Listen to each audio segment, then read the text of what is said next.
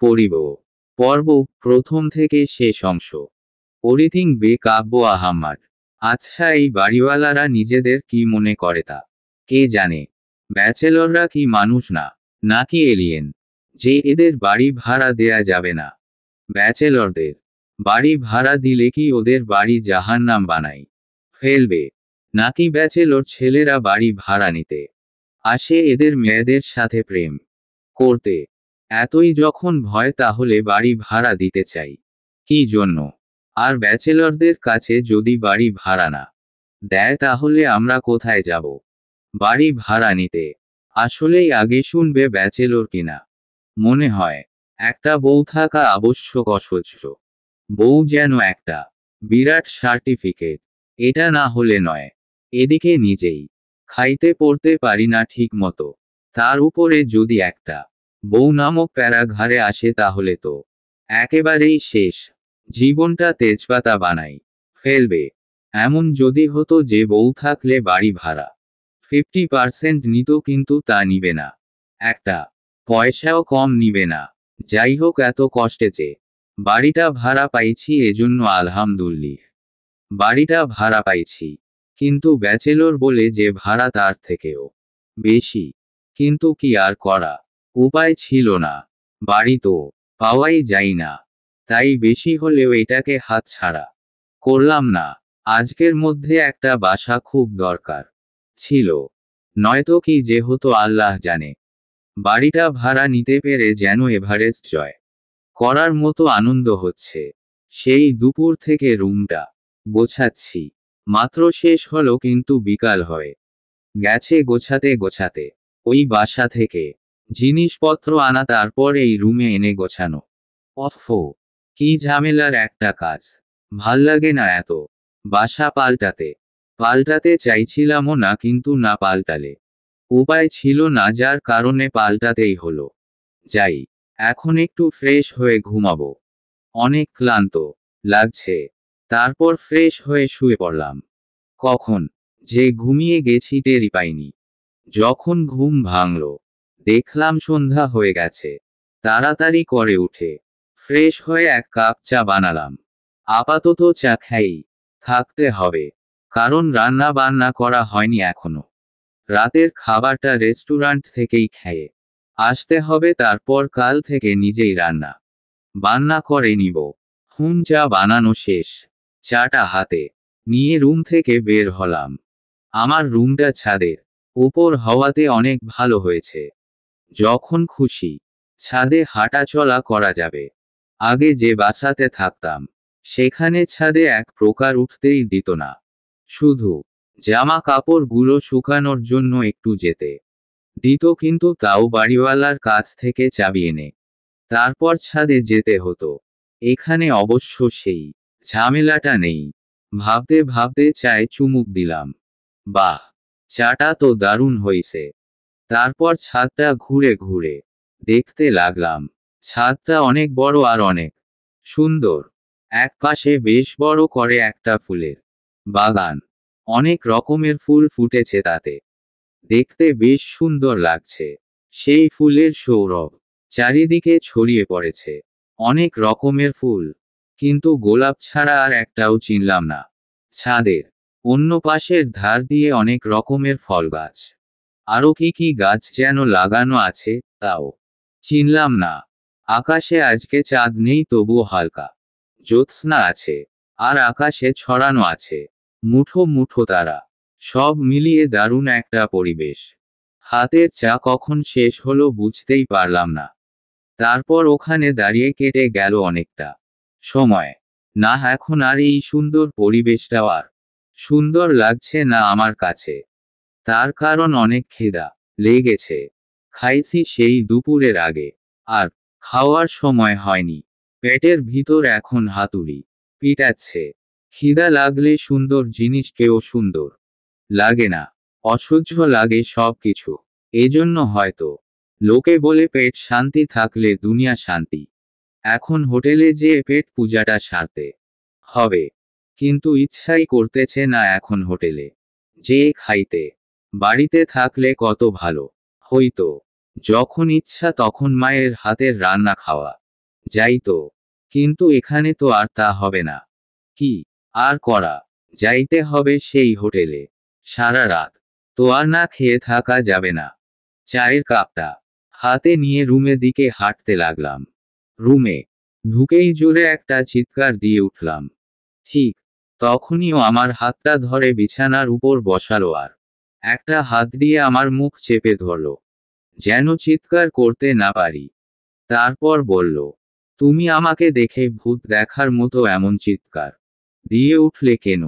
আমাকে দেখে কি তোমার ভূত পেতনির মতো লাগে? কিছু বলতে পারলাম না।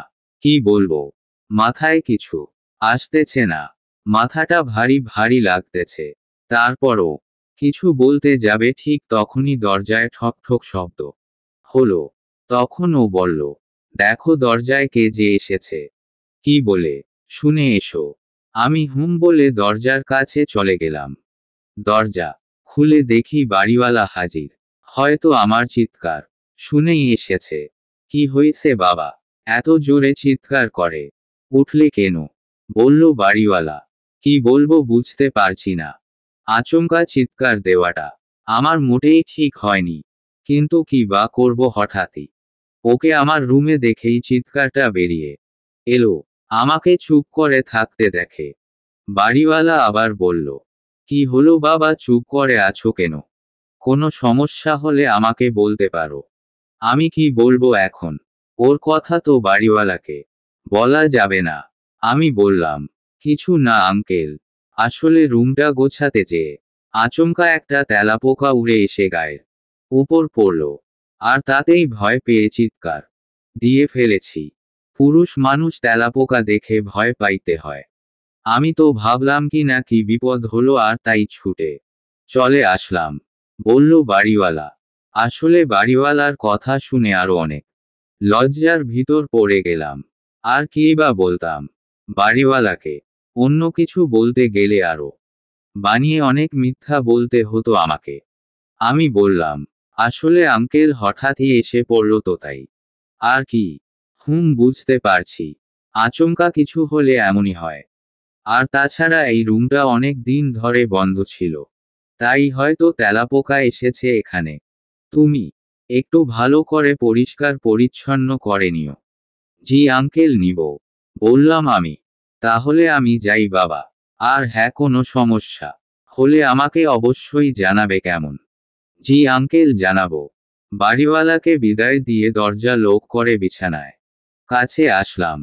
দেখলাম ও বসে বসে মিটমিট করে হাসছে। আমাকে দেখে বলল, তুমি বাড়িওয়ালাকে মিথ্যা বললে কেন? তাছাড়া কি বলবো আমি? তোমার কথা বলবো, বললাম আমি।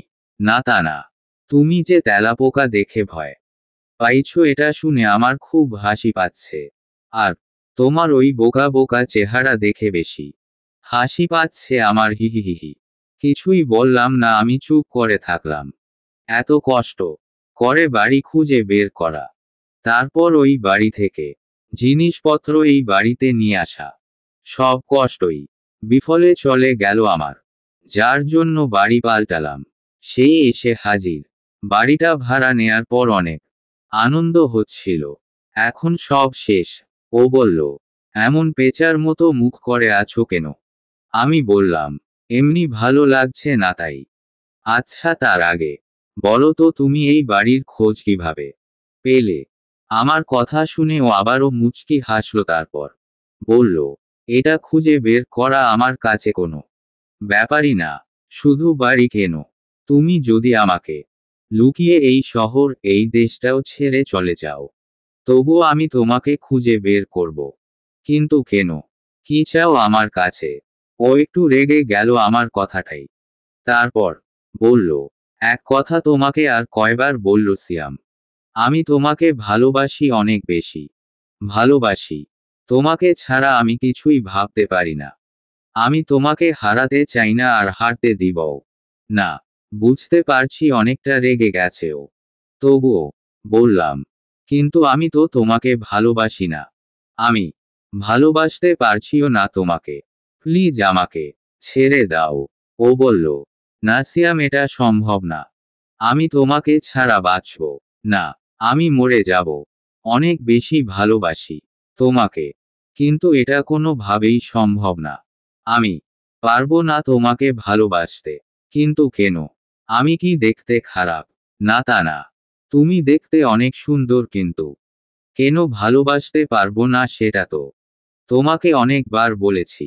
কিন্তু আমি এত সহজে হার মানব না। আমি তোমার হৃদয়ে আমার ভালোবাসার বীজ ঠিকই বুনবো। আমার ভালোবাসা দিয়েই আমি তোমার মন জয় করব। আমি কিছু বললাম না। ভাল লাগছে না কিছু? ও বলল, সিয়াম, তুমি আজকে সারাদিন অনেক কষ্ট করেছো আমি জানি। আর এই কারণে তোমার খাওয়া দাওয়াও হয়নি। আমি তোমার জন্য খাবার নিয়ে এসেছি। হাত মুখ ধুয়ে এসো। আমি তোমার খাবার দিচ্ছি। আমার খেতে ইচ্ছা করছে না। খাবো না আজকে রাতে। তুমি খাবার নিয়ে চলে যাও। একদম মিথ্যা বলবা না। তোমার অনেক খিদা লেগেছে আমি জানি। না খেয়ে তোমার মুখটা একদম শুকায় গেছে।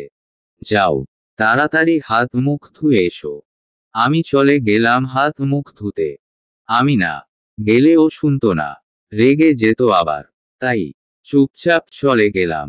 ফ্রেশ হয়ে এসে দেখিও খাবার প্লেটে দিছে। আমি দেখে হেসে বলল, নাও ভাত নাও। আমি হাত দিতে যাব তখন বলল, দাঁড়াও, আমি তোমাকে খাইয়ে দিচ্ছি। বলে আমাকে খাইয়ে দিতে লাগলো। আমি বললাম, তুমি খাইছো? হুম, খাইছি। বলল ও। আমি একটা প্লেটে খাবার দিয়ে বললাম, তুমিও খাও আমার সাথে। দেখলাম খুশিতে ওর চোখ দুটো চকমক করছে। হয়তো এমনটাই ও আশা করেছিল আমি যেন ওকে খাইতে বলি। তারপর আমরা খাওয়া শেষ করলাম। ও সব কিছু আবার গুছিয়ে রাখলো। আর বলল, তুমি এবার শুয়ে পড়ো। আমি এবার চলে যাব। অনেক ক্লান্ত তুমি। তোমার রেস্ট দরকার। বলে চলে গেল। আমি শুয়ে আছি কিন্তু ঘুম আসতেছে না। কিভাবে আসবে? আমি বুঝতে পেরেছি ও আমার পিছু ছাড়বে না। ও হ্যাঁ, ওর পরিচয়টা এখনো দেয়া হয়নি। ওর নাম সাফা। প্রায় 3 মাস আগের কথা। আমার এক বন্ধুর বার্থডে পার্টি থেকে অনেক রাতে বাসায় আসছিলাম। আমি যে বাসায় থাকতাম ওটার সামনে একটা বড় জঙ্গলের মতো আছে। আর ওই জঙ্গলের মাঝখান দিয়ে একটা রাস্তা আছে। রাত বেশি হয়ে যাওয়ার কারণে একটু তাড়াতাড়ি আসার জন্য ওই রাস্তা দিয়েই আসতে লাগলাম। কিছু দূর এসে দেখি একটা গাছের নিচে একটা মেয়ে অজ্ঞান হয়ে পড়ে আছে। আমি মেয়েটার কাছে যেয়ে দেখি অপরূপ একটা মেয়ে। এমন মায়াবী চেহারা আমি আগে কখনো দেখিনি। এত সুন্দর। আমি হাঁ করে চেয়ে রইলাম। ভুলেই গেলাম মেয়েটা পড়ে আছে। যখন হুঁশে এলাম তখন দেখি ওর মাথা থেকে রক্ত বের হচ্ছে।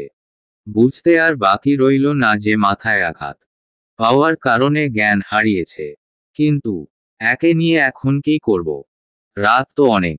ডাক্তারের দোকান তো বন্ধ। আর হাসপাতালে নিয়ে যাব কিন্তু গাড়ি পাওয়াটা কঠিন হবে। আর বাড়িতে নিয়ে যাব কিন্তু বাড়িওয়ালা যদি দেখে তাহলে আমাকে তাড়িয়ে দিবে।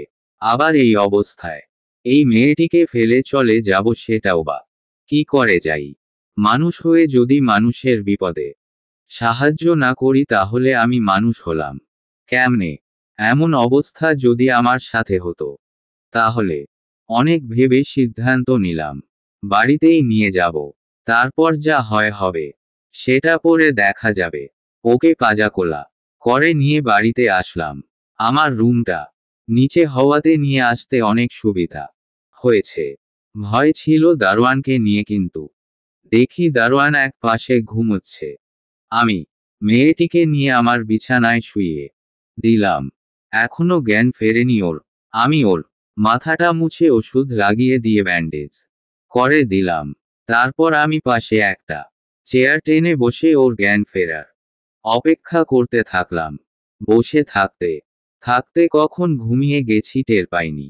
সকালে ওর কথা হঠাৎ মনে হতেই আমার ঘুম ভেঙে গেলে তাকিয়ে দেখি ওর জ্ঞান ফিরেছে আর আমার দিকে তাকিয়ে আছে। এখন কেমন লাগছে জানতে চাইলাম। ভালো লাগছে বলল। বুঝলাম শরীরটা এখনো তেমন ঠিক হয়নি। অনেক দুর্বল এখনো। আর বেশি কিছু বললাম না। তারপর ওর জন্য নাস্তা নিয়ে আসলাম হোটেল থেকে, আর সাথে ওষুধ। রুমে এসে দেখি ও ঘুমিয়ে গেছে। আবার ডাকলাম না। যখন ওর ঘুম ভাঙল তখন ওকে নাস্তা করিয়ে ওষুধ খাইয়ে দিলাম। আজ আর কোথাও যাব না। বাড়িওয়ালা খুব দরকার না পড়লে আমার কাছে আসে না, এই জন্য ভয় নেই। এইভাবে 2 দিন কেটে গেল। 2 দিন পরে ও মোটামুটি সুস্থ হলো। তখন ওকে বললাম, আচ্ছা কে আপনি? সেদিন রাতে কি হয়েছিল আপনার সাথে? ও বলল, সব কিছু শুনে ভয় পাবেন না তো। আমি তো অবাক, কি বলে মেয়েটা ভয় পেতে যাব কেন? আমি বললাম, না ভয় পাবো কেন? ভয়ের কি আছে বলেন আপনি। তারপর ও বলল, ঠিক আছে বলছি। এমনিতেই আপনি আমার উপকার করেছেন, আপনাকে সব বলা উচিত। আমার নাম সাফা। আমি আপনাদের মতো মানুষ না। ওকে থামিয়ে দিয়ে আমি বললাম, মানে ঠিক বুঝলাম না। মানুষ না বলতে কি বুঝাচ্ছেন? মানুষ না বলতে আসলে আমি পড়ি। পড়ি। অবাক হয়ে বললাম, হ্যাঁ পড়ি। ওর কথা শুনে আমার ভয় করছিল। ও যে পড়ি এটা ভেবে না, ভয়টা পাচ্ছি এটা ভেবেছে। ওর মাথায় আঘাত পাওয়ার কারণে হয়তো ওর মাথায় সমস্যা দেখা দিছে। কিন্তু ও আমাকে অবাক করে দিয়ে বলল, না আমার মাথায় কোনো সমস্যা হয়নি। আমি সত্যি সত্যিই পড়ি। সাফা আমার মনের কথাটা বলে দিছে। তবুও ওকে আমার বিশ্বাস হচ্ছে না যে ও পড়ি। হ্যাঁ ও দেখতে অসম্ভব রকমের সুন্দর। আমরা যেটাকে বলি পরীর মতো সুন্দর, তাই বলে পড়ি। কিন্তু কিভাবে? জলিজ্যান্ত একটা মেয়ে আমার সামনে বসে আছে, আর সে কি না বলে আমি পড়ি। হাসি পেল একটু। আমি বললাম, আচ্ছা আমি শুনেছি পরীদের ডানা থাকে, কিন্তু আপনার তো কোনো ডানা দেখতেছি না। পরীদের ডানা থাকে এটা সত্য। আর আপনি যে আমার কথা বিশ্বাস করছেন না, এটা আমি বুঝতে পারছি। আসলে আমাদের যে ডানা থাকে, এই ডানা সব সময় আমরা দৃশ্যমান করে রাখি না, অদৃশ্যই থাকে। যখন দরকার হয় তখন এটা বের করি। আবার ডানা বাদেও আমরা চলতে পারি। ডানা ছাড়াও যদি চলতে পারেন তাহলে ডানা থাকার দরকার কি? সাফা আমার কথায় একটু মুচকি হাসি দিয়ে বলল, ডানাটা আমাদের জন্ম থেকেই থাকে, এটা তো আমরা বাদ দিতে পারি না। আর তাছাড়া ডানা অনেক কাজে লাগে আমাদের। এটা আমাদের একটা অঙ্গ। যেহেতু ওর কথা আমার এখনো বিশ্বাস হচ্ছে না যে ও রিয়েলি পড়ি। তারপরও বললাম, বুঝলাম। এবার বলেন, সেদিন আপনার সাথে কি হয়েছিল? বলছি বলে বলা শুরু করলো। সেদিন রাতে আমি আর আমার কয়েকটা বান্ধবী মিলে ঘুরতে বেরিয়েছিলাম। এখান থেকে অনেক দূরে একটা বিরাট দিঘি আছে। আপনি দেখেছেন বা শুনেছেন কি না জানি না। আমি বললাম, না আমি দেখিনি। আসলে আমার বাইরে ঘোরার তেমন একটা সুযোগ হয় না। তারপর কি হলো বলেন? ওই দিঘিতে আমরা প্রায়ই রাতে আসি। ওখানে আমরা গোসল করি। তারপর একটা বড় নৌকা আছে, ওটাতে উঠে ঘুরে বেড়াই। একদম যা করি সেটা আপনাকে বলে বোঝানো যাবে না। সেই রকম ওই দিনও এসেছিলাম। আমরা গোসল করছি, পানি ছিটিয়ে ছিটিয়ে মজা করছি। পরে গোসল শেষ করে নৌকায় করে সবে দিঘির মাঝখানে গেছি। ঠিক তখনই কয়েকটা বদমাশ জিন আমাদেরকে তাড়া করে। আমার বান্ধবীরা সব যে যেদিক পারছে ছুটে পালিয়ে গেছে। আমি ভয় পেয়ে ওদের সাথে না যেয়ে অন্যদিকে আসতে থাকি। তারপর একটা গাছের সাথে অনেক জোরে ধাক্কা খায় তাড়াহুড়া করে পালাতে চেয়ে। তারপর আর কিছু মনে নেই। যখন জ্ঞান ফিরল তখন দেখলাম আমি আপনার এখানে। আচ্ছা আমি একটা জিনিস বুঝলাম না, আপনারা তো পড়ি, আর পরীদেরও তো অনেক শক্তি, তো পালাতে গেলেন কেন? হ্যাঁ আমাদেরও অনেক শক্তি, কিন্তু ওই জিনগুলা অনেক বদমাশ। আমাদের শক্তি থাকলেও আমরা যখন তখন কারোর সাথে লড়ি না। ওদেরকে যদি কিছু বলতে বলতে চাই তাহলে হিতে বিপরীত হতে পারে। ওরা কাঁঠালে আঠার মতো আমাদের পিছু লেগে থাকবে। আর এমনটা হলে সেটা কি ভালো লাগে? আপনাদের এখানে যেমন বখাটে ছেলেরা আছে যারা মেয়েদের উত্ত্যক্ত করে একটা পৈশাচিক আনন্দ পাই, আমাদের ভিতরও ঠিক এমন কিছু জিন আছে। আমি একটু মজা করে বললাম, আচ্ছা সাফা, আপনি কি আমাকে আপনার ডানা দুটো একটু দেখাবেন? আমি বুঝতে পারছি এখনো আপনার বিশ্বাস হচ্ছে না আমার কথা, আর তাই আমার ডানা দেখে শিওর হতে চান আসলেই আমি পড়ি কি না তাই না। ওর কথায় খানিকটা লজ্জা পেলাম। আমি বললাম, না তা না, আসলে আমি তো কখনো পড়ি দেখিনি, তাই আর কি। আপনি যেহেতু আমার উপকার করেছেন, আপনাকে আমি ডানা দেখাবো, তবে আজ না, অন্য কোনো দিন। ওর সাথে কথা বলতেছি এমন সময় দরজা নক করার শব্দ হলো। বাড়িওয়ালা এসেছে, আমি ভিতরে আছি কিনা জানতে চাইল। আমার মনে পড়ল বাড়ি ভাড়ার টাকাটা দিতে হবে, আর এই কারণে এসেছে। কিন্তু আমি এখন কি করব? সাফাকে কোথায় লুকিয়ে রাখবো? যদি বাড়িওয়ালা ওকে দেখে ফেলে তাহলে কি হবে? তখনই সাফা বলল, আমাকে কোথাও লুকানোর দরকার নাই, আপনি দরজা খুলে দেন, আমাকে উনি দেখতে পাবে না। কি বলেন? দেখতে পাবে না মানে? আমি যেহেতু দেখতে পাচ্ছি সেহেতু উনিও দেখতে পাবে না? উনি দেখতে পাবে না, আমি আপনাকে দেখা দিচ্ছি বলেই আপনি দেখতে পাচ্ছেন, নয়তো পারতেন না। আমরা যাকে দেখা দিব শুধুমাত্র সেই দেখতে পাবে, অন্য কেউ না। আপনি নিশ্চিন্তে দরজা খুলতে পারেন। আমাকে আর কিছু বলার সুযোগ না দিয়ে এক প্রকার জোর করে পাঠিয়ে দিল। দুরু দুরু বুকে দরজাটা খুলে দিলাম আমি। হ্যাঁ, আমার অনুমানই ঠিক দেখলাম। বাড়িওয়ালা এসেছে এই মাসের ভাড়াটা নিতে। বাড়িওয়ালাকে ভাড়ার টাকাটা দিয়ে দিলাম। উনি টাকা নিয়ে চলে গেল। কিন্তু অবাক করা বিষয় হলো উনি সাফাকে দেখতেই পাইনি। দেখলে তো অবশ্যই বলতো, একটা ব্যাচেলর ছেলের ঘরে একটা মেয়ে কেন? কেউ এই সব নানা প্রশ্ন। তাহলে কি সাফা সত্যিই পড়ি? মনে মনে বললাম আমি। এখন একটু একটু ভয় লাগছে আমার। আর ভয় লাগাটাই স্বাভাবিক, মানুষ হইলে না হয় একটা কথা ছিল। আমি ভয় ভয় ওর কাছে এসে দাঁড়ালাম। আমাকে দেখে ও বলল, কি এবার বিশ্বাস হয়েছে আপনার? আমি আমতা আমতা করে বললাম, হ্যাঁ হইছে। কি ব্যাপার, আপনি কি ভয় পাচ্ছেন? না, ভয় পাচ্ছি না, কিন্তু ঠিকই ভয় পাচ্ছি আমি।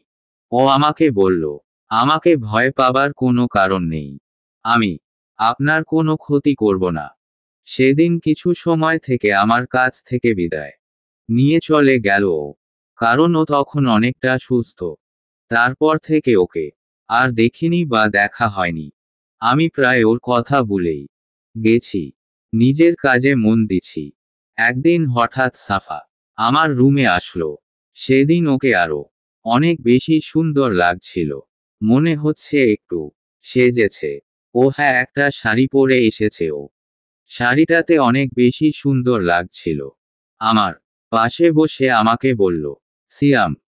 বলেন, আমাকে তুমি করে বলো। আমি বললাম, ঠিক আছে। সাফা বলল, সিয়াম, তোমাকে একটা কথা বলবো। হ্যাঁ বলো, কি বলবে? আমি তোমাকে ভালোবাসি। আমাকে ভালোবাসবে? ওর কথা শুনে আমার মাথায় যেন আকাশ ভেঙে পড়ল। ও যে এমন একটা কথা বলবে আমি ভাবতেই পারিনি। আমার অনেক ভয় করতে লাগলো। কি করব, কি বলবো কিছুই ভেবে পাচ্ছি না। কিছু বললাম না আমি। চলে গেল ও। এরপর থেকে প্রায় আমার কাছে আসতো। অবশেষে না পেরে লুকিয়ে ওই বাসা ছেড়ে আজকে এই বাসায় চলে আসলাম। কিন্তু লাভ হলো না কোনো। ও ঠিকই এখানেও চলে আসলো। আমি কিছুতেই ওর হাত থেকে মুক্তি পাচ্ছি না। শুয়ে শুয়ে ভাবছি এই সব কিছুতেই ঘুম আসতেছে না। যেই আনন্দ নিয়েই বাড়িতে আসলাম, সেই আনন্দ আমার মাটি হয় গেল সাফাকে দেখে। ভাবতে ভাবতে কখন যে ঘুমিয়ে পড়েছি তা টেরই পাইনি। হঠাৎ মনে হলো কে যেন আমাকে ধরে ঝাঁকি দিচ্ছে আর ডাকছে। ডাকটা যেন অনেক দূর থেকে ভেসে আসছে। ঘুমটা ভেঙে গেল আমার। তাকিয়ে দেখি সাফা বসে আছে আমার পাশে। ও মিটি মিটি হাসছে। ওই ডাকছিল আমাকে। আমার অসহ্য লাগছে ওকে। ও বলল, কত ঘুমাতে হয়? 9টা বেজে গেছে। আমি, সেই কখন এসেছি। এসে দেখলাম তুমি এখনো উঠোনি, ঘুমিয়ে আছো তাই আর ডাকিনি। বসেছিলাম তোমার কাছে, দেখছিলাম তোমাকে। অনেক বেলা হয়ে গেছে তাই না পেরে ডাকলাম। তুমি আবার কেন এসেছো? তোমার জন্য নিজের হাতে নাস্তা করে নিয়ে আসছি। আমিও এখনো নাস্তা করিনি। তোমার সাথে করব বলে ওকে থামিয়ে দিয়ে বললাম, কোনো দরকার ছিল না এসব করার। তুমি চলে যাও। আর না খেয়ে আমার জন্য অপেক্ষা করতে। তোমাকে কে বলেছে? আমি বুঝতে পারছি এই কথাটাই ও অনেক কষ্ট পেয়েছে। চোখে পানি চলে এসেছে ওর। ওর চোখে আমি কখনো পানি আসতে দেখিনি। আজ প্রথম দেখলাম। ও বলল, তুমি কেন এত অবহেলা করো আমাকে? আমি তো তোমাকে লাভ করি আর তাই তোমার জন্য না খেয়ে আছি। একসাথে খাবো বলে। হ্যাঁ সত্যিই তো আমি ওকে অনেক অবহেলা করি। কিন্তু কি করব আমি? আমি ওকে কিছুতেই মেনে নিতে পারি না। ও এক জাতি আর আমি আর এক জাতি। এটা কিভাবে সম্ভব? ও যদি মানুষ হতো তাহলে আমি ওকে ভালোবাসতাম। কিন্তু ও তো আর মানুষ না। আমি ওকে অবহেলা করি যাতে ও আমাকে ছেড়ে চলে যায়, কিন্তু ও তাও যাচ্ছে না। আর আমি ওকে ভয় পাই যার কারণে ওর কথা শুনতে হয় আমার। আমি বললাম, আচ্ছা সাফা তুমি তো মানুষ না, ভিন্ন একটা জাতি। আর বয়সেও আমি তোমার অনেক ছোট হিসাবে তুমি আমার দাদির বয়সের। তাহলে কেন আমাকে ভালোবাসতে গেলে? তুমি তো তোমাদের ভিতর কাউকে ভালোবেসে বিয়ে করতে পারতে বা পারো। সেটা কেন করছো না? আমি তোমার দাদি হয়ে গেলাম সিয়াম। হি হি হি। হ্যাঁ, আমার বয়স অনেক বেশি আর তুমিও আমার অনেক ছোট। এটা জাস্ট তোমার আমার বয়সের দিক থেকে হিসাব করলে এমনটা হবে। কিন্তু অন্য ভাবে ধরলে আমি তোমার ছোট হব। সেটা কিভাবে? জানতে চাইলাম আমি। শোনো, আমাদের মধ্যে প্রাপ্ত বয়স্ক হতে অনেক বছর লাগে। কিন্তু তোমাদের তা লাগে না। তোমরা তাড়াতাড়ি প্রাপ্ত বয়স্ক হয়ে যাও। তোমরা বড় জোর 60 থেকে 70 বছর বাঁচো। যার কারণে তাড়াতাড়ি বড় হয়ে যাও। আমরা কিন্তু অনেক বছর বাঁচি। এজন্য আমাদের বয়সটা বেশি মনে হয়। এই যে এখন তুমি প্রাপ্ত বয়স্ক, আমি কিন্তু এখনো প্রাপ্ত বয়স্ক হইনি। তাহলে কি দাঁড়ালো? তুমি আমার বড় আর আমি তোমার ছোট, তাই নয় কি? হুমতা না হয় বুঝলাম। কিন্তু আমাকে ভালোবাসতে গেলে কেন তোমাদের ভিতরে কাউকে কেন বাসলে না? আমি কখনোই ভাবিনি আমি মানুষ জাতির কাউকে ভালোবাসবো বা বিয়ে করব। প্রেম ভালোবাসা আমার মাথায় আসেনি কোনো দিন। কিন্তু সেদিন যখন তুমি আমাকে নিয়ে এসে সেবা যত্ন করে আমাকে সুস্থ করে তুললে, আমার কোনো ক্ষতি করলে না, তোমার এই সরল মন দেখে তোমাকে আমার কেমন ভালো লেগে যায়। আমি তোমার কাছ থেকে বিদায় নিয়ে যখন চলে যায়, আমি কিছুতেই শান্তি পাচ্ছিলাম না। বারবার তোমার কথা মনে হচ্ছিল। আর মনে হচ্ছিল যদি তুমি আমাকে না নিয়ে আসতে তাহলে আমার কি হতো?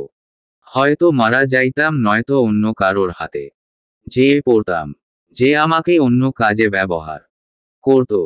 কিন্তু তুমি সেটা করনি। তোমার এই সরলতা দেখে আমি তোমাকে ভালোবেসে ফেললাম। আমি ভুলে যেতে অনেক চেষ্টা করেছি কিন্তু পারিনি। আমি বারবার এটাও ভেবেছি যে তুমি এক জাতি আমি এক জাতি, এটা কিভাবে সম্ভব? তারপরও যখন তোমাকে ভুলতে পারলাম না তখন সিদ্ধান্ত নিলাম, যা হয় হবে, আমি তোমাকেই ভালোবাসবো। আমার ভালোবাসা যদি সত্য হয় তাহলে আমি তোমাকে পাবো। আর কোনো কথা না বাড়িয়ে দুজনে নাস্তাটা সেরে নিলাম। বিকালে হঠাৎ আমার একটা বন্ধু ফোন দিল। ওর নাম রিফাত। ওর বাসায় থাকতে হবে 2 দিন। ওর আব্বা মা কেউ বাড়ি থাকবে না, যার কারণে আমাকে ওর সাথে থাকার জন্য অনুরোধ করলো। কি আর করা, আমিও রিফাতকে বলে দিলাম আমার কোনো সমস্যা নাই, থাকতে পারবো। আমি সাফাকে বলে চলে গেলাম। ভাবলাম 2 দিন তো নিশ্চিন্তে থাকতে পারবো। কিন্তু নিশ্চিন্তে আর থাকা হলো না। সাফা তবুও দেখা করতে আসতো, তবে বেশিক্ষণ থাকতো না। 2 দিন পর আঙ্কেল আন্টি আসলে আমি চলে আসলাম। বিকালে ছাদে দাঁড়িয়ে আছি, ভাবছি সাফার কথা। মনে হলো আমার পিছনে কেউ দাঁড়িয়ে আছে। ভাবলাম সাফা হয়তো এসেছে।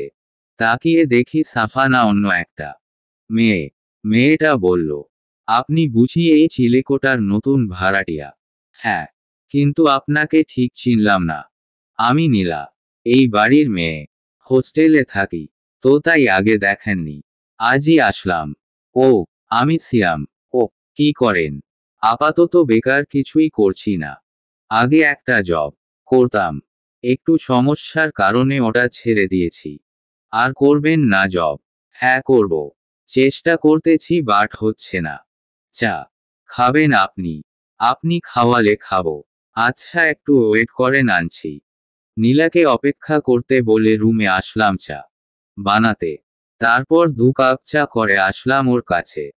দেখলাম আগের মতোই দাঁড়িয়ে আছে। মনে হলো কিছু ভাবছে। এই নেন চা, বললাম আমি। চায়ে চুমুক দিতে দিতে বলল, চাটা দারুণ হইছে। আপনি তো খুব ভালো চা বানাতে পারেন। ধন্যবাদ। ভালো বানাতে পারি কি না ঠিক জানি না, তবে চেষ্টা করি। আসলেই ভালো বানাতে পারেন মাঝে মাঝে। কিন্তু আসবো আপনার হাতের চা খেতে। বিরক্ত হবেন না তো? না না, কি বলেন, বিরক্ত হব কেন? আসবেন যখন ইচ্ছা। নীলা বলল, এই যে ছাদে ফুলের বাগানটা দেখছেন, এটা আমার নিজের হাতে বানানো। ফুল আমার পছন্দের একটা জিনিস। আগে বাড়িতে থাকলে প্রায় সারাক্ষণ আমার এখানেই কাটতো। জানেন, সবাইকে ছেড়ে হোস্টেলে থাকতে আমার একদমই ভালো লাগে না, বাট কিছু করার নাই। অনিচ্ছা থাকা সত্ত্বেও থাকতে হয়।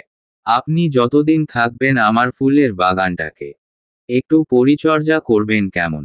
হ্যাঁ করব। আর যেহেতু আমি এখানে থাকি, তো এটা তো আমার দায়িত্ব। তারপরও আরো কিছু বলতে যাচ্ছিল, তখনই ওর আম্মু ডাক দিল। আচ্ছা, আম্মু ডাকতেছে আমাকে, যাই এখন। নীলা চলে গেল। মেয়েটা অনেক ভালো, মিশুক প্রকৃতির। নয়তো ভাড়াটে কোনো ব্যাচেলর ছেলের সাথে কেউ এত বিনয়ী ভাবে কথা বলে না। প্রায় সন্ধ্যা হয়ে এসেছে। আমি চায়ের কাপ দুটো হাতে নিয়ে রুমে আসলাম। রুমে এসে তো আমার চক্ষু চোটকাচ। সাফা বসে বসে কাঁদতেছে। আমি ভেবে পাচ্ছি না ও কাঁদতেছে কেন। আমি ওর পাশে বসে বললাম, সাফা কি হয়েছে তোমার? কখন আসলে? আর কাঁদছো কেন? ও কাঁদতে কাঁদতে বলল, আমার ইচ্ছা হইছে, আমি কাঁদছি, তাতে তোমার কি? তুমি যাও ওই বাড়িওয়ালার মেয়ের সাথে হেসে হেসে প্রেমালাপ করো। আমার বুঝতে বাকি রইল না ওর কান্নার কারণটা কি। আমি তো প্রেমালাপ করছিলাম না, এমনি একটু কথা বললাম। ও এসে বলল তাই। ও কথা বলতে চাইলো, আর অমনি তুমিও বলতে শুরু করলে। কেন চুপ করে থাকতে পারোনি? তাহলে ও ভাবতো তুমি বোবা আর চলে যেত। কি বলছো? আমি বোবা হতে যাব কেন? আমি তো কথা বলতে পারি। আরো জোরে কান্না করে। হ্যাঁ, তা তো পারবাই। সুন্দরী মেয়ে দেখছো না? অমনি তোতা পাখির মতো কথা বলতে শুরু করছো। কই, আমার সাথে তো একটু কথা বলতে চাও না? আহা, আবার বলে চা খাবেন। নিজের হাতে চা বানিয়ে খাওয়াইছো। আমাকে একদিনও বলছো চা খাওয়ার কথা। আমাকে তো তোমার বিরক্ত লাগে। আহা, তুমি বিষয়টা এত সিরিয়াস ভাবে নিচ্ছ কেন? বাড়িওয়ালার মেয়ে, তাই ভদ্রতার খাতিরে একটু চা খাওয়ালাম, এই যা। সিরিয়াস হব না তো কি করব? তুমি ওই মেয়েটাকে চা খাওয়াইছো কেন? চা খাওয়াইছ ভালো কথা, আবার হেসে হেসে কথা বলে। কেন, ওই মেয়েটা যখন আসলো, 2-1টা কথা বলে চলে আসতে পারলা না? নাকি ওই মেয়েটাকে দেখে আর আসতেই ইচ্ছা করছিল না, তাই তো কথাগুলো বলেই আরো কান্না শুরু করে দিল। সাফা, কাঁদছো কেন? কান্নাটা থামাও প্লিজ। আর কথা বললে কি এমন হয় বলো তো? কি হয় এত কিছু জানি না। তুমি আর ওই মেয়েটার সাথে একদম কথা বলবা না। শুধু ওই মেয়েটা না, অন্য কোনো মেয়ের সাথেই কথা বলবা না, আর তাকাবাও না, মনে থাকবে। কিন্তু কেন? যদি কেউ কথা বলতে আসে, তাহলে কিভাবে কথা না বলে চলে আসবো? বলো। আমি এত কিছু জানি না, কথা বলবা না বলেছি, ব্যাস। বলবা না। আমি তোমাকে ভালোবাসি। আমি চাই না তুমি অন্য কারোর সাথে কথা বলো। কারণ অন্য কোনো মেয়ের সাথে তুমি কথা বললে আমার কষ্ট হয়, সহ্য হয় না। এ কোন বিপদে পড়লাম আমি? আল্লাহ এই বিপদ থেকে আমাকে বাঁচাও। আচ্ছা ঠিক আছে, বলবো না। এই তো আমার সুইট জানুটা বলেই আমাকে জড়িয়ে ধরলো। তারপর গালে একটা চুমু দিল। অস্বস্তি লাগছে আমার, ছাড়িয়েও নিতে পারছি না নিজেকে। কি হচ্ছে আমার সাথে কিছুই বুঝতেছি না। তারপর সাফা বলল, চলো বাইরে থেকে ঘুরে আসি। বাইরে কোথায় যাব এই সন্ধ্যায়? চলো হেঁটে আসি আর ফুচকা চটপটি খেয়ে আসি। তোমার সাথে তো এখনো কোনোদিন ঘুরতে যাওয়া হয়নি। চলো যাই। আমি জানি আমি যদি এখন বলি যাব না, তবুও শুনবে না। আমাকে নিয়েই যাবে। আমি যেন আর আমার নেই নিজের চাওয়া পাওয়ার কোনো মূল্য নেই। রাস্তা দিয়ে হাঁটছি ওর সাথে। বললাম একটা রিকশা নিতে, কিন্তু রাজি হলো না। হাঁটাতে নাকি অনেক মজা, কিন্তু আমার তো মজা লাগছে না। ও আমার একটা হাত ধরলো। হাত ধরলে কেন? সবাই দেখছে তো। কি ভাববে সবাই? মানুষ কি ভাবলো তাতে আমার কিছু আসে যায় না। আমার ধরতে ইচ্ছা হইছে, আমি ধরছি। আর তুমি এত বেশি কথা বলো কেন? কই বেশি কথা বললাম?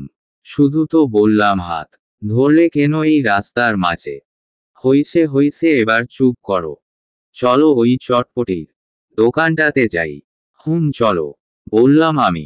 চেয়ারে বসতে বসতে বললাম, মামা আমাদের দুজনের জন্য চটপটি আর ফুচকা দেন। ঝাল একটু কম দিবেন। আমার কথা শুনে শুনে চটপটিওয়ালা কেমন ভাবে দেখছে আমাকে। এমন ভাবে দেখার কি আছে বুঝলাম না। আমি বললাম, কি হলো মামা, দিলেন না? মামা আপনের কি শরীরটা একটু খারাপ? আচার্য, আমার শরীর খারাপ হবে কেন? আমি তো ঠিক আছি। আপনি এত কথা না বাড়িয়ে আমাদের জন্য চটপটি আর ফুচকা নিয়ে আসেন। সাফা, তুমি কি ঝাল কম খাও নাকি বেশি? সাফার কাছে জানতেই চাইলাম, মামা আপনি কার লগে কথা কইতাছেন? আমি তো কাউরে দেখি না। আবার কোন আমাগো দুইজনের জন্য ফুচকা চটপটি নিয়ে আসেন, কিন্তু এইখানে তো আপনি ছাড়া আর কেউ নাই। নাই মানে? আপনি কি একে দেখতে পাচ্ছেন না? না। কার কথা কইতাছেন? তখনই দেখি সাফা মুচকি মুচকি হাসতেছে। আমি বুঝে গেছি ও আমার সাথে ফাইজলামি করছে। রাগ করে উঠে হাঁটতে লাগলাম আমি। সাফাও পিছু পিছু চলে আসলো। এমন করার মানেটা কি? ওই লোকটা তো আমাকে পাগল ভাবছিল। রাগ করে বললাম আমি। সাফা বলল, তোমার সাথে একটু মজা করলাম। তা রাগ করছো কেন? রাগ করব না তো কি করব? আচ্ছা সরি, আর এমন করব না। চলো চটপটি খেয়ে আসি। না যাব না আমি। চলো না প্লিজ জজ। ঠিক আছে চলো, কিন্তু ওই দোকানে না, অন্য একটা দোকানে চলো। ওকে চলো। ফুচকা চটপটি খেয়ে হাঁটছি আমরা। আমার অনেক ঝাল লেগেছে। অল্পতেই ঝাল লাগে আমার। কিন্তু ওর কিছু হলো না। আমার থেকে অনেক বেশি ঝাল খেয়েছে ও। ঝাল বেশি না নিলে নাকি খাইতে মজা লাগে না। কিছু দূর হাঁটার পর দেখি একটা সান বাঁধানো বিশাল পুকুর। বসার জায়গা আছে অনেক সুন্দর। সাফা আমাকে টেনে নিয়ে গেল ওখানে। তারপর ওখানে এক জায়গায় সাফা আর আমি পাশাপাশি বসলাম। আকাশে আজকে বড় একটা চাঁদ আছে। চাঁদের আলোতে চারপাশ অনেক সুন্দর লাগতেছে। এই রাতের বেলাও পুকুরের পানিতে দুই তিনটা হাঁস ভেসে বেড়াচ্ছে। এই হাঁসের জন্য পানিতে ছোট ছোট ঢেউয়ের সৃষ্টি হচ্ছে, আর সেই ঢেউয়ের পানির মধ্যে চাঁদের প্রতিবিম্বটাকে রূপার মতো ঝিকমিক করতে দেখা যাচ্ছে। সে এক অপরূপ দৃশ্য। সাফা আমার কাঁধে মাথা রেখে বসে আছে, দেখছে চারপাশের দৃশ্য।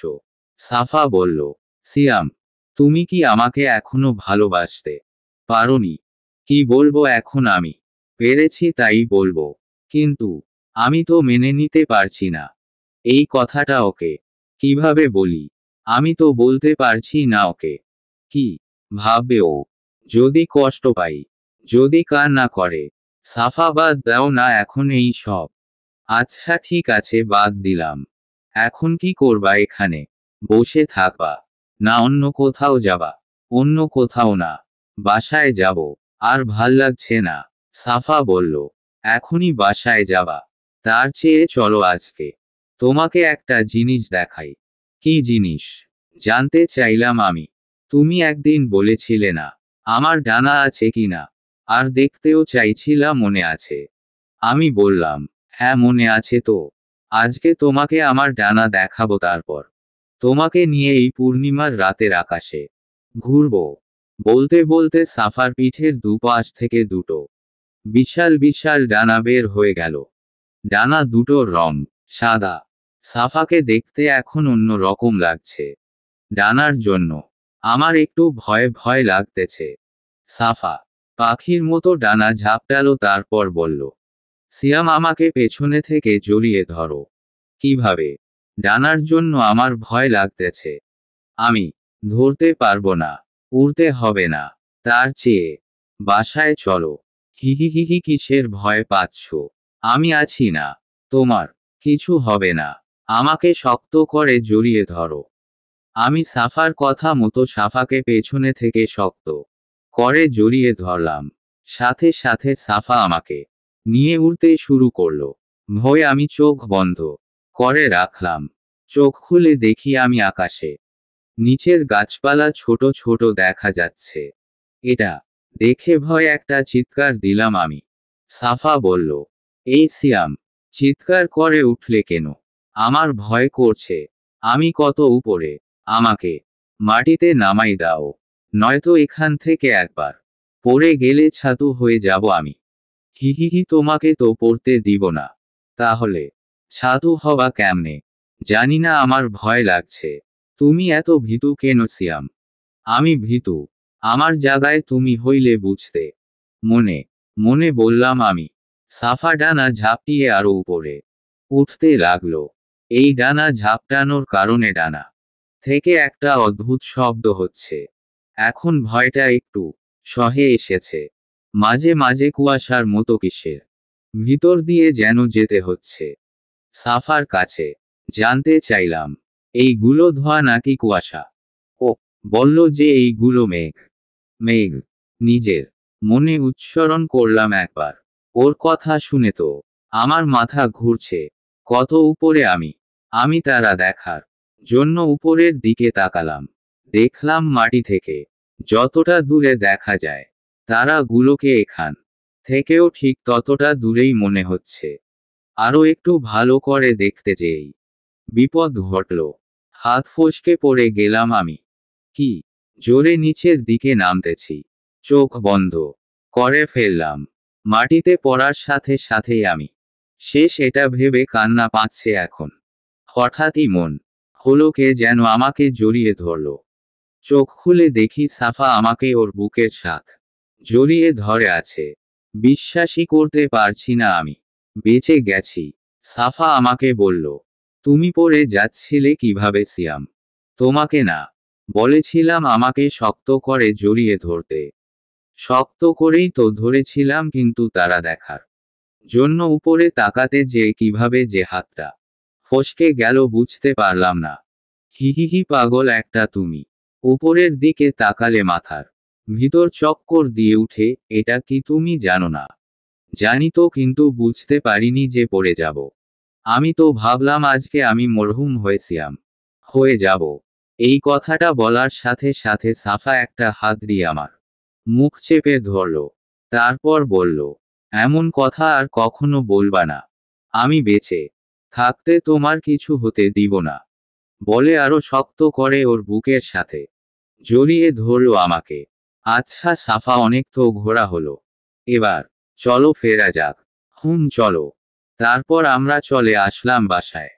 আসার আগে একটা হোটেল থেকে রাতের খাবারটা খেয়ে আসছি দুজনই।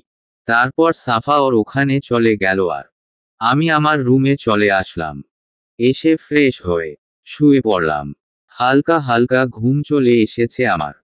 তখনই ফিল করলাম আমার পাশে যেন কেউ শুয়ে পড়ল। ঘুমের কারণে সেটাকে পাত্তা দিলাম না। তার একটু পরেই আমার বুকের উপরকে জানি মাথা রাখলো।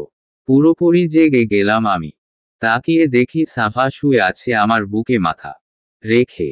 এই কি করছো সাফা? তুমি আমার বুকের উপর শুয়ে আছো কেন? বাসায় যাওনি? বাসায় গেছিলাম তো সিয়াম, বাট কিছুতেই ঘুম আসতেছিল না। শুধু তোমার কথা মনে পড়ছিল। তোমাকে দেখতে ইচ্ছা করছিল। তাই চলে আসলাম। ভাবলাম আজকে তোমাকে জড়িয়ে ধরে তোমার বুকে মাথা রেখে ঘুমাবো। হি হি হি হি। কিছু বললাম না আমি, আর বলেও কোনো লাভ হতো না। তাই চুপচাপ শুয়ে থাকলাম। কিছু সময় এইভাবেই কেটে গেল। নীরবতা ভাঙল সাফার ডাকে। সিয়াম, ঘুমিয়ে পড়ছো নাকি? না, ঘুমাইনি। বলো। আচ্ছা, আজকে আমার সাথে আকাশ ভ্রমণটা তোমার কেমন লাগলো? আমার কিন্তু অনেক ভালো লেগেছে। এতটা ভালো আগে কখনো লাগেনি আমার। আমারও ভালো লেগেছে, কিন্তু কখনো তো আকাশে উড়া হয়নি, আর এমন ভাবে তো স্বপ্নেও না। তাই ভয়টা একটু বেশি ছিল। কিন্তু আমি একটা জিনিস বুঝলাম না। কোন জিনিস? বলল সাফা। তুমি তো পড়ি, আর উড়াটাও তোমাদের কাছে স্বাভাবিক একটা ব্যাপার। তারপরও আজকে উড়ে তোমার বেশি ভালো লেগেছে কেন? হিহিহি, আরে বুদ্ধ, আজকে যে আমার সাথে তুমি ছিলে এজন্য বুঝেছ। পাগল একটা, হিহিহি। আমার জন্য কেন? শোনো, আমি তোমাকে ভালোবাসি। আর আগে তো বান্ধবীদের সাথে ঘুরতাম। ভালোবাসার মানুষকে নিয়ে তো আর ঘোরা হয়নি। ভালোবাসার মানুষকে নিয়ে ঘুরলে কেমন ফিল হয় সেটা তো জানতাম না, কিন্তু আজকে জানছি। তোমার সাথে হাঁটাহাঁটি করা, ফুচকা চটপটি খাওয়া, রাতের আকাশে ভ্রমণ করা, সব শেষে রেস্টুরেন্টে রাতে ডিনারটা করা, সব মিলিয়ে আজকের দিনটা আমার কাছে স্পেশাল একটা দিন। এবার বুঝেছো? বুঝলাম। কিছুতেই ঘুম আসতেছে না আমার। দেখলাম সাফা আমার বুকের উপর মাথা রেখেই ঘুমিয়ে পড়েছে। তারপর আমিও কখন যে ঘুমিয়ে পড়েছি বুঝতে পারিনি। সকালে সাফার ডাকে ঘুম ভাঙল। সাফার দিকে তাকানোর সাথে সাথেই সাফা বলল, শুভ সকাল। ঘুম ভাঙল তাইলে? শুভ সকাল। তুমি কখন উঠছো? আমি তো সেই কখন উঠছি। উঠে ফ্রেশ হলাম। তারপর নাস্তা বানালাম তোমার জন্য। ও হ্যাঁ, কালকে বাজার করে এনেছিলাম আমি। চাল, ডাল, ডিম, আটা। আটা নিয়ে আসা রুটি বানানোর জন্য। আমি সাফাকে বললাম, এইগুলো যে আনছি তুমি কিভাবে দেখলে? দেখলাম কিছু আনছো কি না, না আনলে তো অন্য ব্যবস্থা করতে হতো আমাকে। কিন্তু খোঁজার সাথে সাথে পেয়ে গেলাম। তাই রুটি আর ডিম ভাজি করছি এখন। ও আচ্ছা। এবার উঠো। উঠে ফ্রেশ হয়ে এসো। একসাথে খাবো। আমি উঠে ফ্রেশ হতে চলে গেলাম। এসে দেখি ও খাবার নিয়ে বসে আছে। তারপর খেতে বসলাম। সাফা বলল, কেমন হয়েছে রুটি বানানো? আসলে আমি আগে কখনো রুটি বানাইনি। অনেক সুন্দর হয়েছে। ওর মন রক্ষার্থে বলা, না, আসলেই অনেক মজা হয়েছে। ধন্যবাদ সুইটহার্ট, হিহিহি। খাওয়া শেষ হলে সাফা সব কিছু গুছিয়ে রেখে চলে গেল। আবার কখন আসবে এটা বলে যায়নি। ওর যখন মন চাইবে তখনই চলে আসবে, এটা তো আমি জানি। আমি এক কাপ চা নিয়ে ছাদের উপর হাঁটাহাঁটি করছি। আর সাফাকে নিয়ে ভাবছি, আচ্ছা সাফা তো আমাকে ভালোবাসে, কিন্তু আমি তো ওকে মেনে নিতে পারছি না। তাহলে ওর সাথে এই মেলামেশা, এই সম্পর্কটার মানে কি? আমি তো চাই ওর কাছ থেকে দূরে থাকতে, কিন্তু ও তো থাকছে না। ছোটবেলায় দাদির কাছে গল্প শুনতাম, পরীরা যদি কাউকে পছন্দ করে তাকে ছেড়ে যেতে চাই না। তাকে নাকি তাদের রাজ্য পরিস্থানে নিয়ে যায়। আবার অনেকের নাকি অনেক বড় রকমের ক্ষতি করে দিয়ে যায় যখন তাকে না পাই। কিন্তু সাফার বিষয়টা ভিন্ন। ও আমাকে ভালোবাসে সত্যি, কিন্তু আমাকে কখনো বলেনিও আমাকে সারা জীবনের জন্য পরিস্থানে নিয়ে যাবে, বরং আমার সাথে এখানেই থাকবে এটা বলেছে। কখনো আমার ক্ষতি করার কথা চিন্তাও করেনিও। হয়তো আমাকে সত্যিই ভালোবাসে বলে।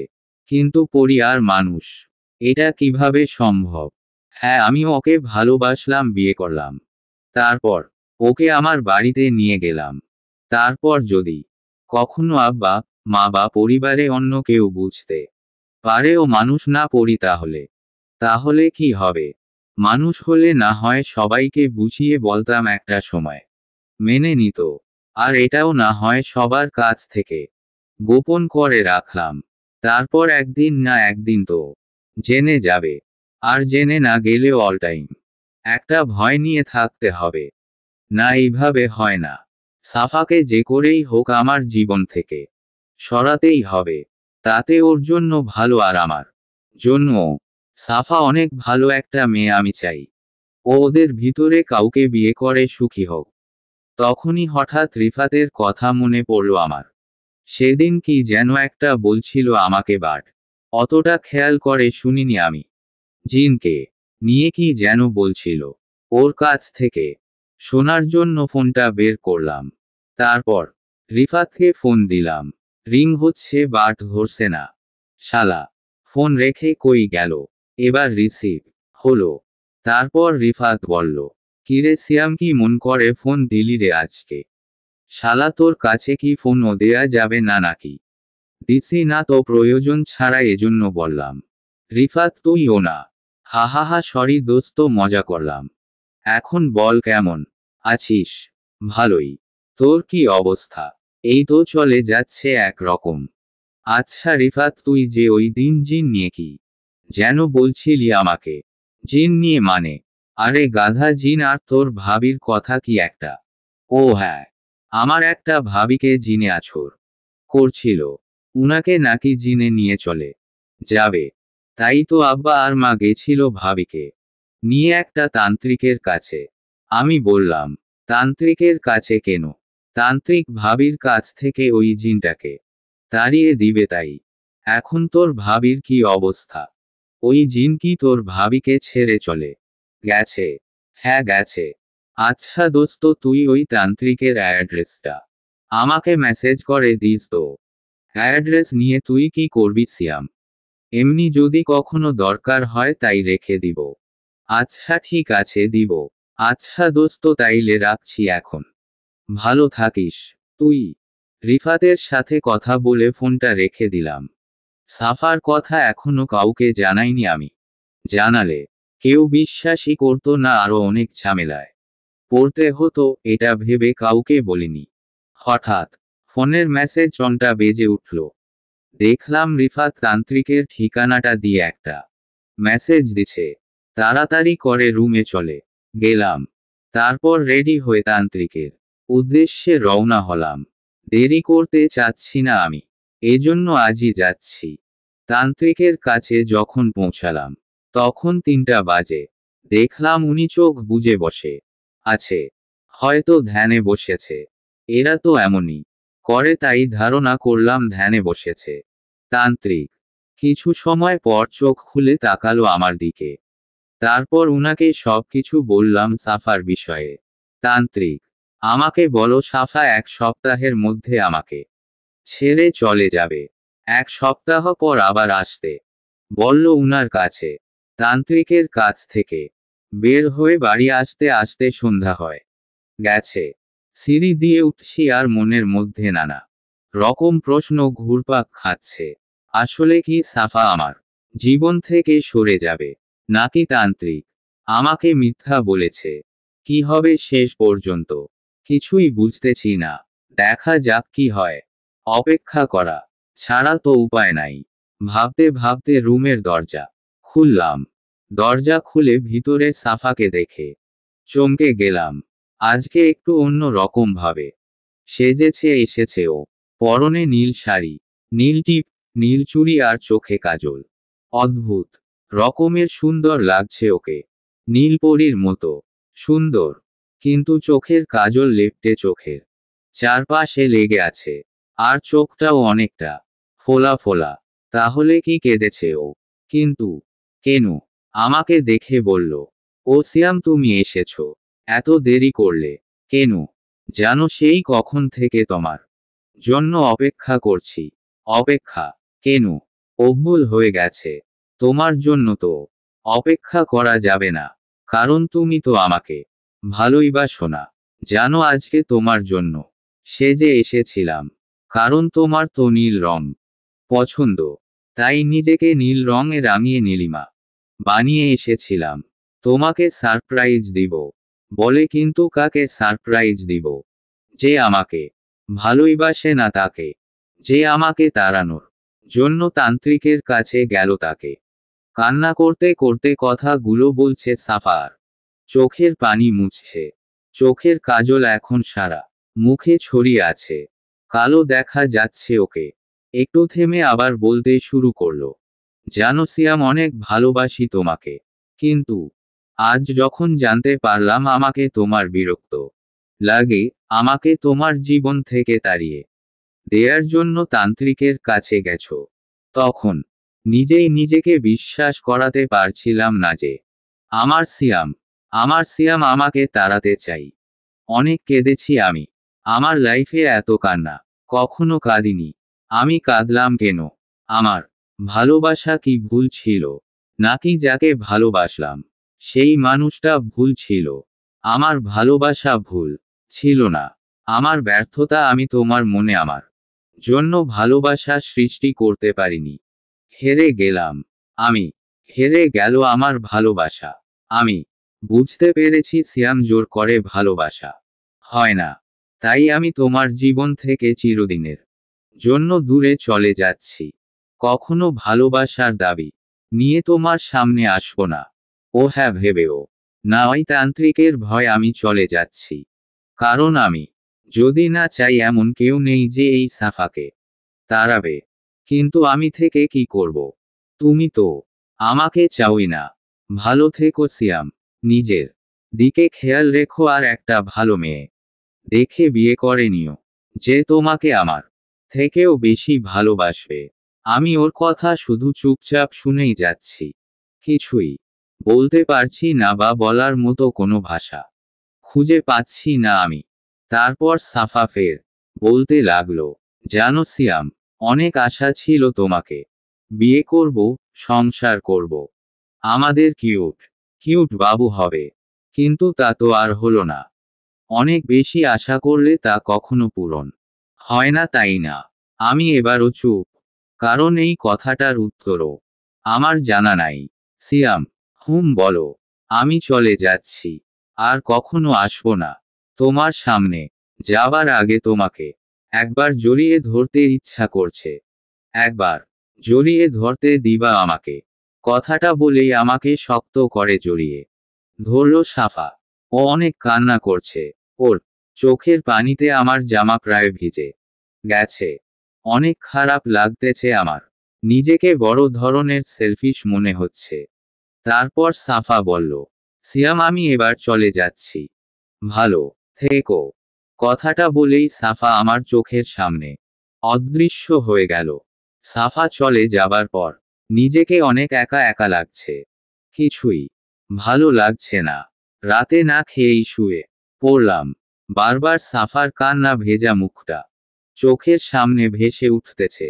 অনেক খারাপ লাগতেছে, অনেক বড় অন্যায় করে ফেলেছি সাফার সাথে।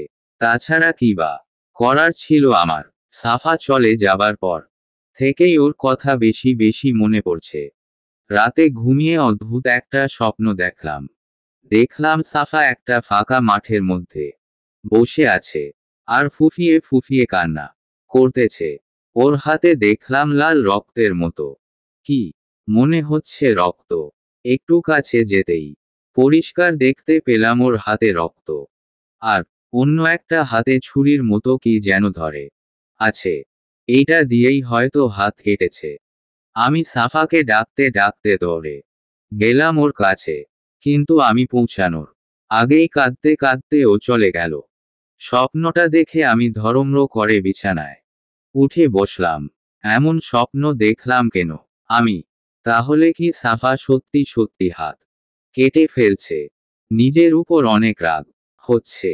কেন এমন করতে গেলাম ওর সাথে? আমি আবার শুয়ে পড়লাম। রাত এখনো অনেক বাকি। কখন ঘুমিয়ে গেলাম টের পেলাম না। হঠাৎ মনে হলো কে যেন আমাকে ডাকছে। সিয়াম ওঠো।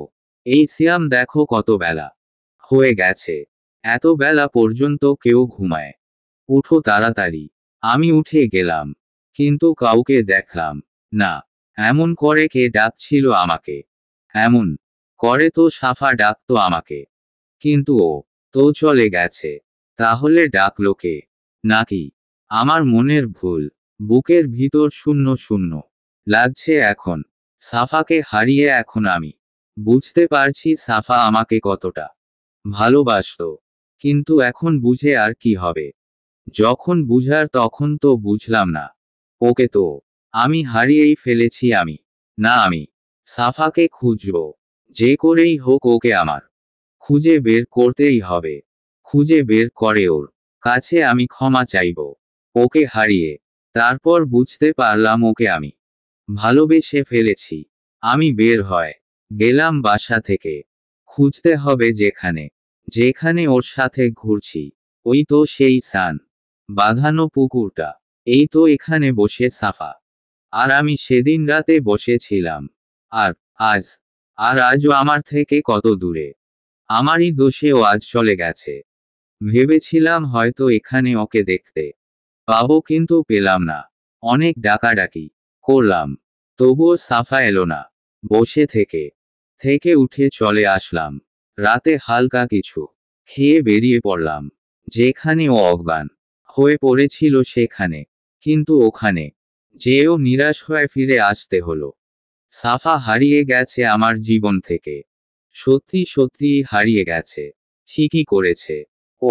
আমার মতো একটা সেলফিশের সাথেও কেন থাকবে, যে শুধু ওকে কষ্ট আর অবহেলা ছাড়া কিছুই দিতে পারেনি। বুক ফেটে কান্না চলে আসতেছে আমার। বার বার মনে হচ্ছে সাফা তুমি ফিরে এসো। একটিবার আমার কাছে ফিরে এসো। আমি তোমাকে আর কখনো কোন কষ্ট দিব না। ও আসবে না আর। আমার সাফা আর আসবে না। জানি না ও কেমন আছে।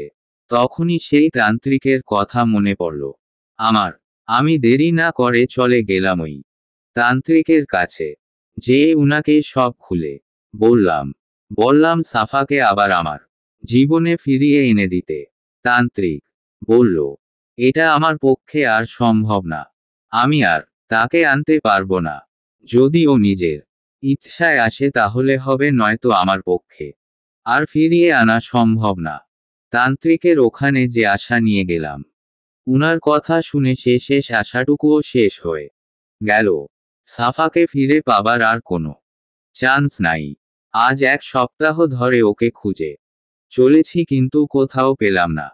রাস্তা দিয়ে হাঁটছি আর সাফার কথা ভাবছি। কি ভাই, মরতে আমার রিক্সার নিচে আসতেছেন কেন? রিক্সার নিচে পড়ে তো মরতে পারবেন না, শুধু শুধু আমাকে মারবেন।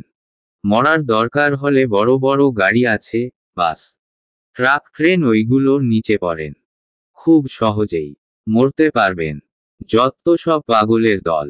রিক্সাওয়ালা অনেকগুলো কথা বলল আমাকে।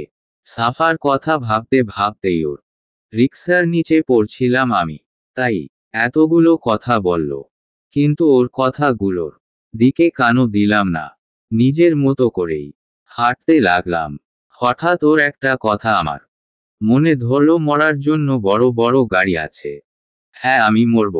সাফাকে যখন পেলাম না, জীবন রেখে কি লাভ? সাফার মতো করে কেউ আমাকে ভালোবাসবে না। আর সেই সাফাকেই যখন আর পাবো না তখন আমি মরব। আমি হাঁটতে লাগলাম ট্রেন রাস্তা ধরে। রাতের শেষ ট্রেনটাই আসবে একটু পরে।